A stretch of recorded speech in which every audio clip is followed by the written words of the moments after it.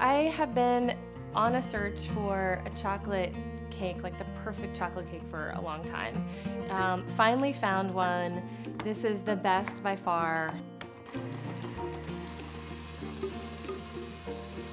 It bakes up beautifully, it's very consistent, it's always tasty, and it lasts for several days, so I'll keep it in the fridge and I can kind of eat on it for a while, and clients are always really happy with it too. Well, clients and loved ones, I guess. It's a mocha frosting, and it just gives a whole flavor profile a kick because it's got the coffee in it, and it's just a really nice compliment to the chocolate cake. First thing you want to do is preheat the oven to 350 degrees.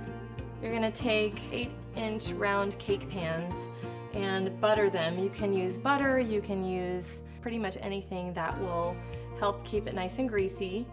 You're going to line the parchment paper into the pan and then flour. And that's just to make sure that the cakes don't stick to the sides. The next thing you're going to do is sift together your dry ingredients. So those are flour, sugar, cocoa, baking soda, and baking powder, and your salt. So sift all of those into the bowl of an electric mixer.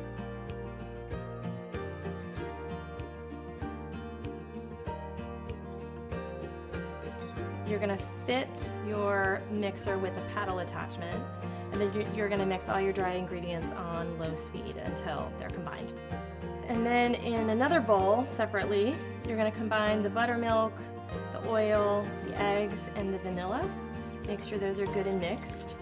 And then with the mixer on low speed, with your dry ingredients, you're going to slowly add the wet ingredients into the dry. And be careful as you do this because they probably will splatter. With your mixer still on low though, you'll add the hot coffee. And this is really where you're going to want to be careful because you definitely will be splattering.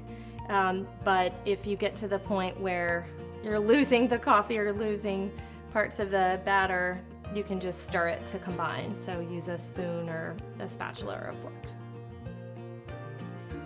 Then you're going to want to pour the batter into prepared pans, into the ones that you greased and lined. Try to make sure that you are putting equal amounts of batter into your pans. You can use your hands to measure them, or you can use a scale.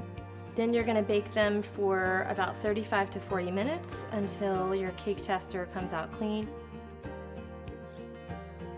And then you'll cool the cakes in the pans for about 30 minutes and then turn them out onto a cooling rack to cool completely. I grew up not being allowed to have sweets unless I made them myself. Baking was my only access to sweets, which was kind of important because I had a pretty bad sweet tooth. So one of my favorite recipes for frosting is mocha latte frosting. This one is probably best with chocolate cake, but it works really well with others too.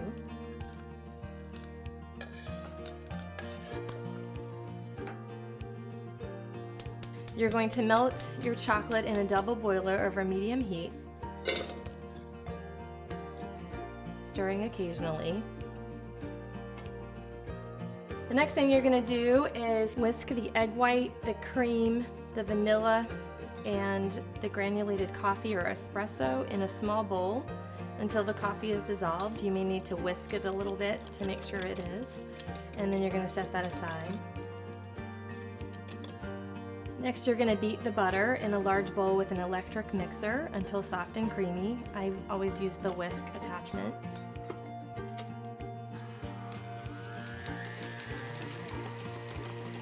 You'll add the confectioner's sugar about a half cup at a time until it's thoroughly blended.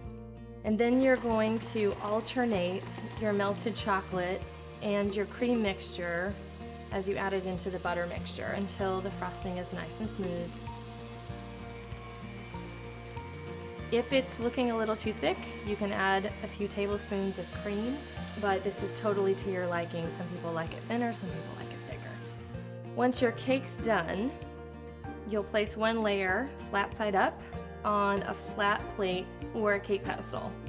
And then with a knife, or my favorite tool, the offset spatula, you'll spread the top with Mocha frosting. Then you'll put the second layer on top of that, rounded side up, and spread the frosting evenly on the top and the sides of the cake. The cakes that I'm the most proud of are the ones I do for people I know the best, and the ones where I feel like I have an understanding of the person or the couple. I have an appreciation of their story, where I have something to kind of work with. Certainly creating something, there's something very satisfying in that. I think there's something very nice about serving it to people and having them enjoy it. Of course, that's also nice. We all enjoy seeing the fruits of our labor. I don't really have an outlet like this in any other realm of my life, because it's just something that kind of comes, from your soul.